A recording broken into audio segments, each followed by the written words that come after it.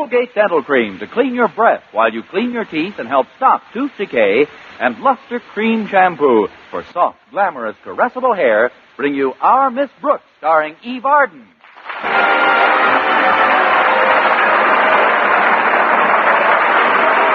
It's time once again for another comedy episode of Our Miss Brooks under the direction of Al Lewis. Well, quite a few romances have started between faculty members teaching at the same school. But for our Miss Brooks, who teaches English at Madison High School, romance is a problem. It's really two problems. Problem number one is the object of my affections, Mr. Philip Boynton, biology teacher. He's so bashful he won't even shave himself unless he's wearing a tie. And problem number two is the strict anti-fraternization rule laid down by Madison's beloved principal, Osgood Conklin. Of course, Mr. Boynton devised a very effective method of getting around this rule. He suggested that we stop seeing each other entirely. However, I immediately used my power of veto, and before he could take it to the General Assembly, we convened for 2 dates away from the school. The last date occurred on Wednesday night, and Thursday morning at breakfast, my landlady asked for the details. Now tell me everything that happened last night, Connie. We went to a movie, Mrs. Davis. And? And we came home. And fold up your program, the recital is over. Pass the cream, please.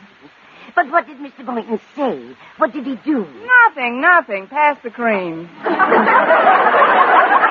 I can't understand that man. Here he has date after date with a girl who's intelligent, attractive, wholesome, chic, charming. And what does he do about it? Nothing. Pass the cream. It's not that he isn't fond of me, Mrs. Davis, but he's been worried lately about someone very near and dear to him. A relative? Yes, his pet frog, McDougal. It seems with the cold weather coming on, Mac is very prone to laryngitis, and there are no heating facilities for the cages. The least the school should do is put some heating equipment in there. Why doesn't Mr. Boynton ask Mr. Conklin for it? Because Mr. Boynton is almost as terrified of Mr. Conklin as he is of me. He doesn't dare ask him for anything. Then you've got to do it, Connie. Don't you see? If you get the things he needs, Mr. Boynton won't be so preoccupied and worried when he's out on dates with you. Well, it's worth a try, I guess. Now, if I can remember where I left it, I'll put my face on and get ready for Walter Denton. Walter's driving me to school again. You mean your car is still in the repair shop? Yes, the mechanic called yesterday and said it would take a bit longer this time. It seems they're having a little trouble with the motor. What kind of trouble? They've misplaced it.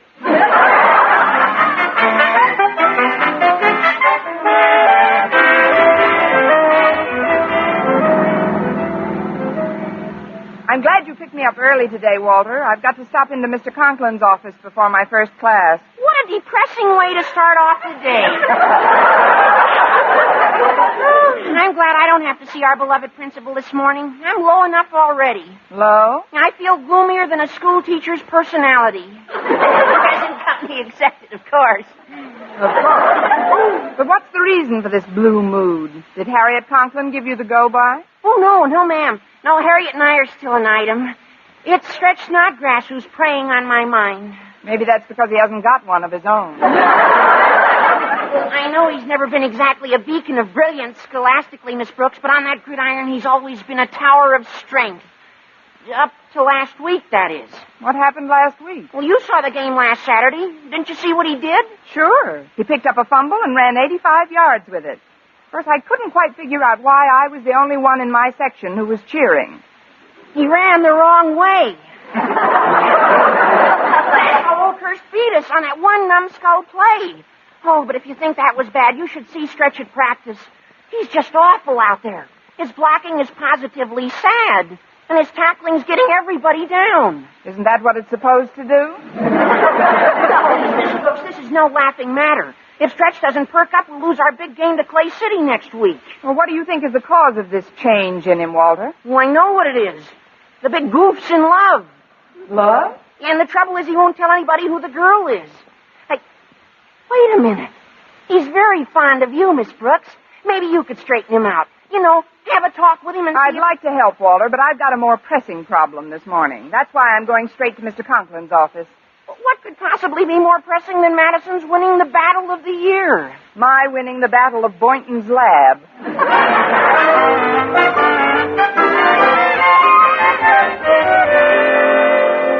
Maybe it's none of my business, Daddy, but I don't think you should start the day off wearing such a long face. I'm sorry, Harriet. If you'll turn your back for a moment, I'll put on a short face for you. Well, what's the reason for it, anyhow? Why are you so despondent? Because of our coach's report on Snodgrass, that's why. He's been playing abominably, and the coach knows the reason. The big moose is in love. In love? But isn't there something we can do, Daddy? If there was, I'd be doing it. You don't think I want to lose this game to Jason Brill's Clay City nincompoops, do you? Of course not, Daddy.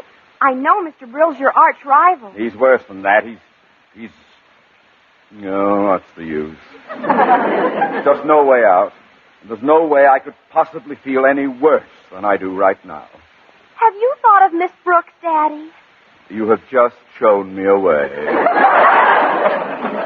Well, Miss Brooks might be able to help. If there's one person in this school whom Stretch admires and respects, it's her. Maybe she could pull him out of his doldrums. So you might have something there at that. As soon as she gets to school, I'll talk to her. Come in. Oh, pardon me, Mr. Conklin. If you're busy, I'll come back later. Not at all, Miss Brooks. Harriet was just leaving for her class. Run along, dear. Okay, Daddy. See you later, Miss Brooks. Goodbye, Harriet. Sit down, won't you? Over here by my desk. That's the most comfortable chair.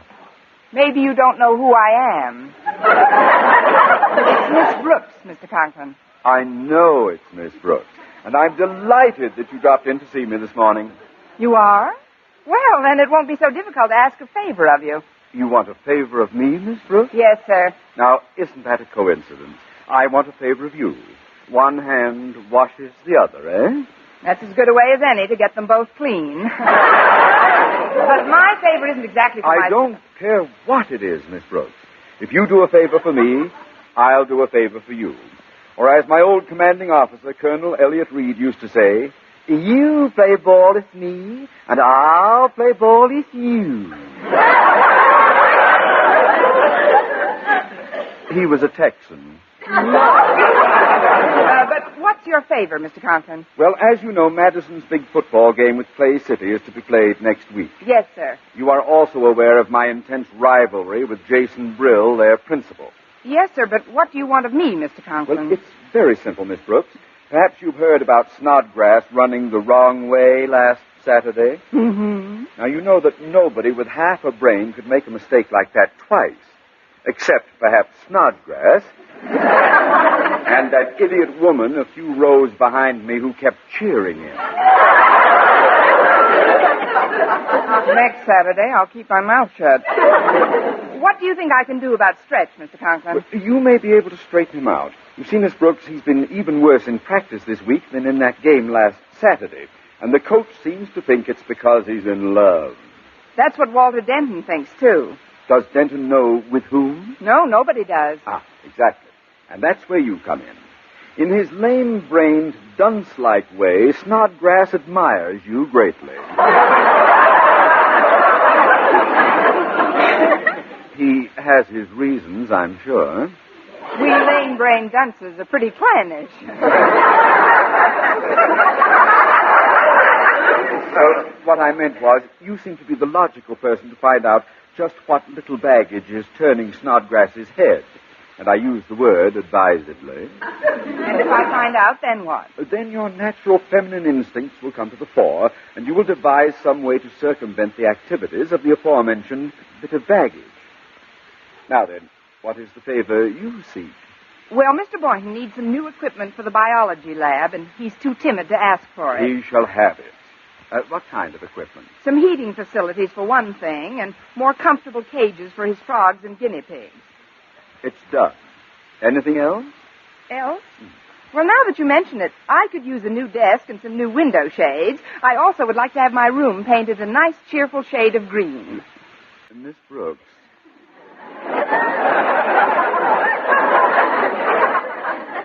You are speaking with Osgood Conklin, not winner take all.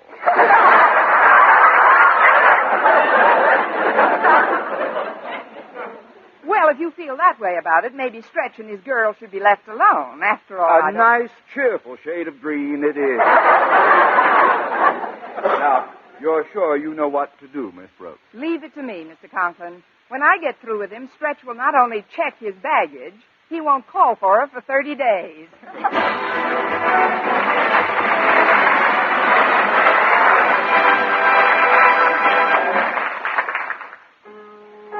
Brush your teeth with Colgate. Colgate Dental Cream. It cleans your breath What a toothpaste. while it cleans your teeth. Colgate toothpaste. Cleans your breath What a toothpaste. while it cleans your teeth. Colgate Dental Cream cleans your breath while it cleans your teeth. And the Colgate way stops tooth decay best. More than 2 years' research showed the Colgate way of brushing teeth right after eating helped stop more decay for more people than ever before reported in dentifrice history.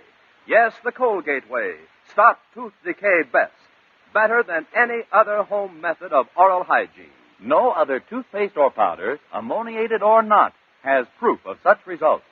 And you should know that Colgate, while not mentioned by name, was the only toothpaste used in the research on tooth decay recently reported in Reader's Digest. Yes, Colgate Dental Cream, and only Colgate Dental Cream, was used in this research. So always use Colgates to clean your breath while you clean your teeth. And when you follow the Colgate way, Colgate Dental Cream stops tooth decay best. Brush your teeth with Colgate. Colgate Dental Cream. It cleans your breath What a toothpaste. while it cleans your teeth. And the Colgate way stops tooth decay best.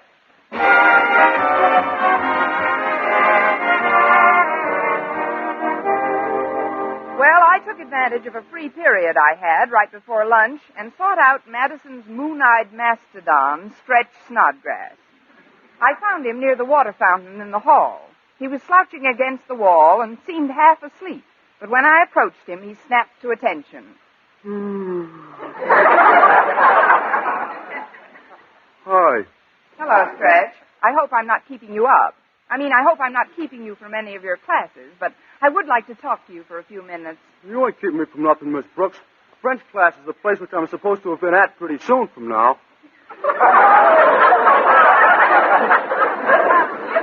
But my French can wait. At least until your English catches up. Stretch, what I wanted to talk to you about was your football playing. You know yourself you're not playing as well as you used to, and a lot of your friends around here are beginning to worry about it. Why should they worry? Gosh, just because I don't play over my head in every game, everybody gets all upset. After all, you don't get paid to play high school football. I know, Stretch, but think of the future. Someday you may go to college. You must admit you've been letting down a bit lately. Oh, I can't help it. This season's been nothing but practice, practice, practice. The guy can't go on like that with just all work and no play. After all, I ain't no auto matron. No auto matron? Well, you know, a mechanical man. The kind they call a robber. Oh. Besides, a little relax will never hurt nobody. But, Stretch, why should a young boy like yourself be yawning in the middle of the morning? I'm tired. I couldn't have thought of a better answer if I'd tried all day. My new girlfriend thinks relaxing is good for me. She won't even let me quit rumbering and take her home till 1 in the morning. It's been going on like that for the last 2 weeks. Who is this new girlfriend, Stretch? Oh, no, you don't. No, I don't what? You don't get Judy's name out of me. I promise to keep it a secret. Well, that's your privilege. If you don't want me to know Judy's name, I'm not going to know Judy. That's all there is to that. Judy who? Gosh, I didn't even want that part of her name to get out, but it just slipped. Look, Miss Brooks, you wouldn't want me to break a promise, would you? Fervently. Listen, Stretch, even if you enjoy all this rumbering, don't your girl's parents object to these late hours every night? Oh, I'm sure they don't. How can you be so sure? Her old man gives me the money to take her out. What? Sure, he's not like our principal. Mr. Brill's a real good sport. Stretch, do you mean to tell me you've been taking out Judy Brill? How do you know?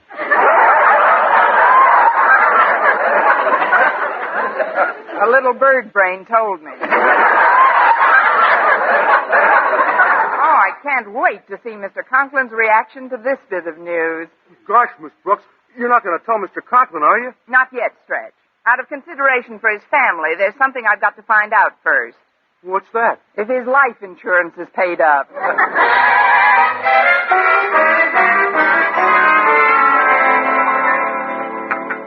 I've talked through your entire lunch, Mr. Boynton, but it couldn't be helped. If we're going to get any favors from Mr. Conklin, we've got to straighten out Stretch Snodgrass. Well, I'm glad you told me the story, Miss Brooks.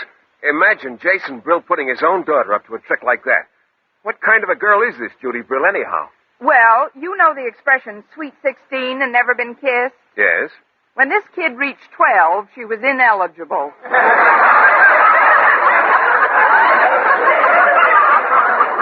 I met her last summer, Mr. Boynton. It isn't generally known, but Mr. Brill wrote me a letter before the last semester began in which he hinted that if I were dissatisfied with Madison for any reason, he'd be happy to have me on the staff at his school.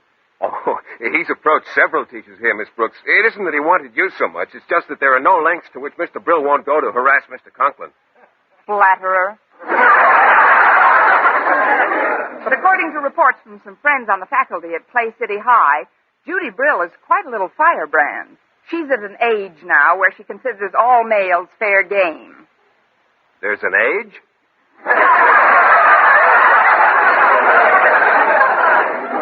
This boy's been learning biology as well as teaching it. Look, Mr. Boynton, when I found out that Stretch was going with Jason Brill's daughter, I devised a plan. We're going to beat Jason Brill at his own game and using the same kind of weapon. But, Miss Brooks, I don't understand. Even if you and I were married today, where could we get a 16-year-old daughter by Saturday? All these years of going to the zoo and you don't even know a fast stork. Don't you see, Mr. Boynton? All we have to do is to get Stretch to think that Judy is just a flirt, and he'll lose all interest in her. Well, how do we do that? By letting Stretch catch her on a date with some other boy. What other boy? Walter Denton. Walter Denton? Did I hear somebody mention my name? You're just in time, Walter. Sit down, please. Mr. Boynton and I would like to talk to you. Okay. Have you thought of any way to get Stretch's mind off the mystery woman and back on his football game, Miss Brooks? Yes, Walter. I've thought of a dilly of a plan. But it requires some cooperation from you. Well, we should all do whatever we can, Walter. This is a crisis. Well, what can I do? He won't even tell me the name of this chick. The name of the chick is Judy Brill, and her father's been paying all expenses to keep Stretch out late every night rumbering. Rumbering? Yes. While the Clay City team is getting its rest, Judy Brill is keeping our star player's backfield in motion.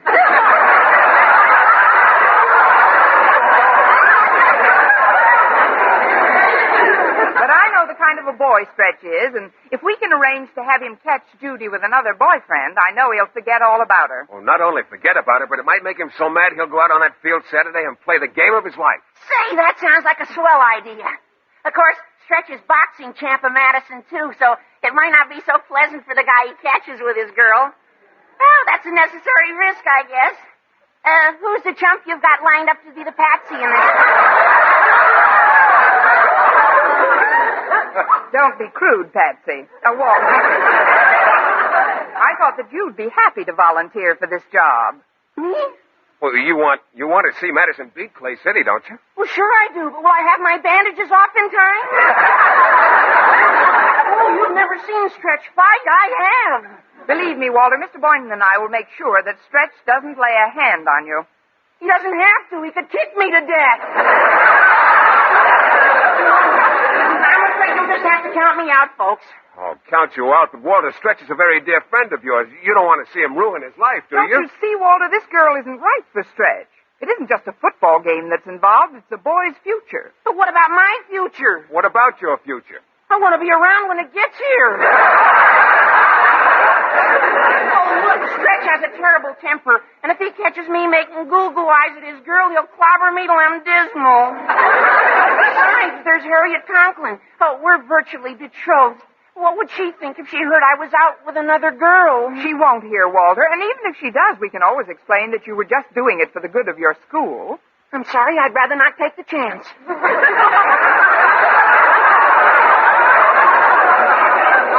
I'm surprised at you, Walter. Haven't you any sense of loyalty? Haven't you any school spirit? This whole thing won't take you more than half an hour. All you have to do is sit on the couch and put your arms around a little red-headed girl with big blue eyes, a cute little turned-up nose, and an adorable mouth. But I still think that it's Stretch an adorable mouth. Nobody can say I haven't got any school spirit. What time and where? We'll make it 8 o'clock tonight at my place. I'll drop over to Clay City High this afternoon and tell Judy I'm thinking of accepting her father's invitation to join the faculty there next term. Then I'll invite her over to my place for dinner, ostensibly so I can ask some questions about my new pupils. But supposing she won't come? Oh, she'll be glad to come. Judy Brill is just a little girl. To be asked to dinner by a woman like Miss Brooks is quite flattering. After all, when you get right down to ages... When you get right down to ages, I'm almost twice as tall as Judy Brill.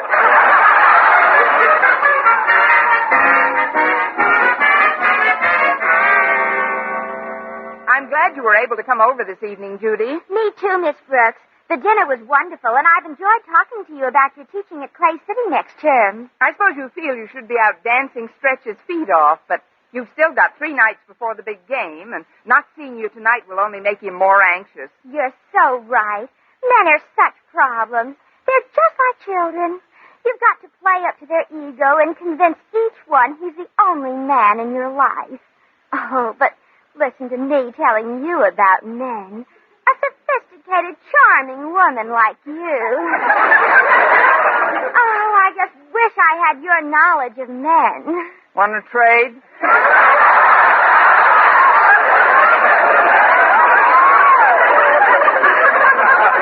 Very pleasant coincidence that Walter Denton dropped over, don't you think? He's an awfully cute boy. No, I'm glad you like Walter, Judy. By the way, where did he disappear to? I didn't disappear. She's on my lap. Isn't that sweet? What a naive way to get acquainted. Want me to answer it? You sit right where you are, Walter. Yes, you sit right where you are, Walter. How can I help it? She hasn't budged off me since I said, how do you do, Miss Brill? I'll get it, Walter. Well, here we are, Miss Brooks. Hello, Mr. Boynton. Come in, Stretch. Thanks.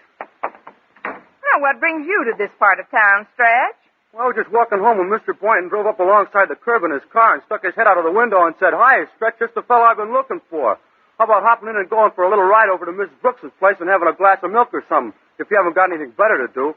And I didn't have anything better to do, so I said, "Okay, Mr. Boynton, I'd like nothing better than to hop in and go over to Miss Brooks's place for milk or something. Have you got any?"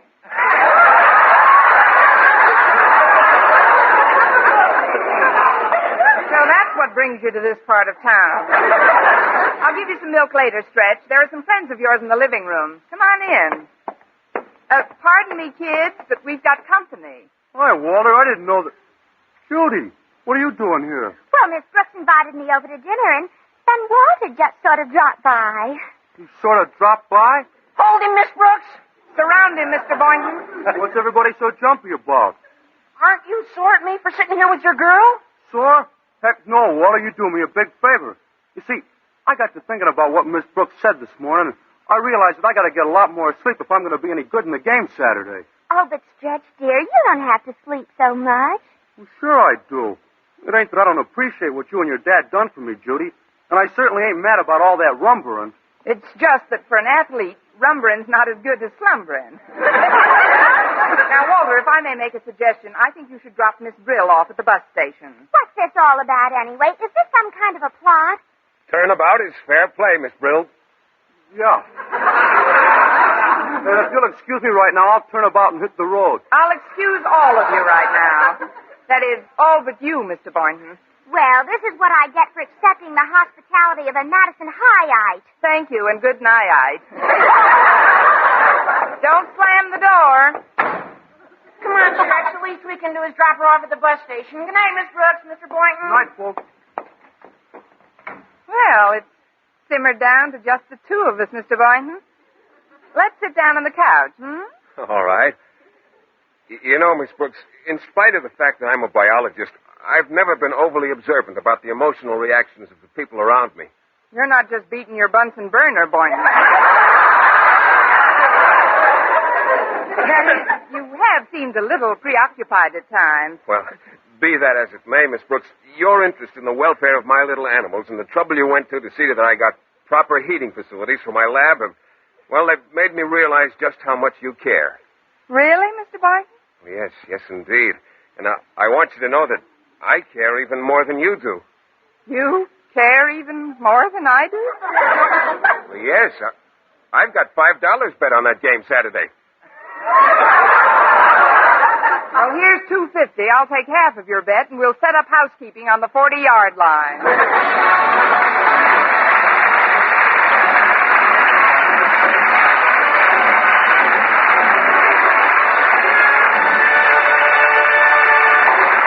Eve Arden returns in just a moment, but first, dream girl, beautiful luster cream girl.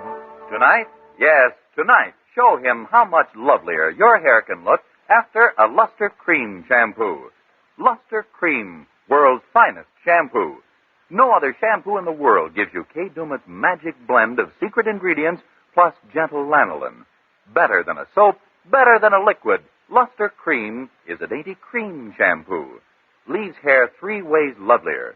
Fragrantly clean. Free of loose dandruff. Glistening with sheen. Soft. Manageable. Even in hardest water, Luster Cream lathers instantly. No special rinse needed after a Luster Cream shampoo.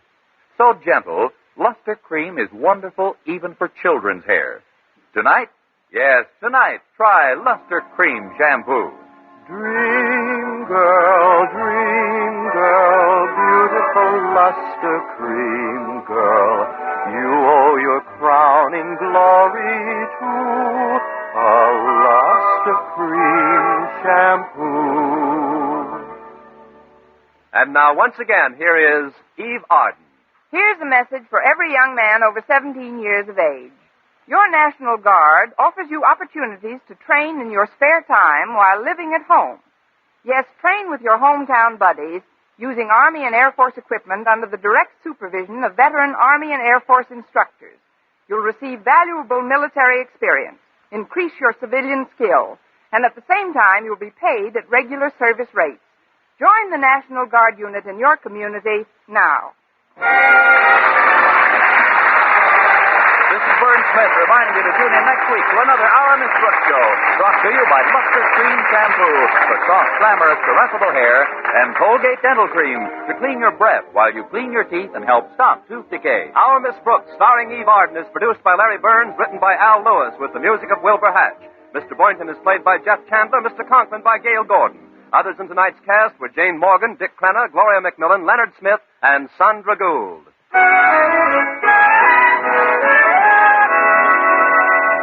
Doctors prove Palmolive soap can bring you a lovelier complexion in 14 days. Yes, 36 leading skin specialists proved in tests on 1,285 different women that Palmolive soap facials, using nothing but Palmolive, brought new complexion beauty to 2 women out of 3. Just wash your face 3 times daily with Palmolive soap, each time for 60 seconds, massaging Palmolive's beauty lather onto your skin. Then rinse and pat dry. So start your Palmolive facials today. Remember, doctors prove Palmolive soap can bring you a lovelier complexion in 14 days. Be with us again next week at the same time for another comedy episode of Our Miss Brooks. Bob Lamont speaking. Stay tuned now for Jack Benny. This is CBS, the Columbia Broadcasting System.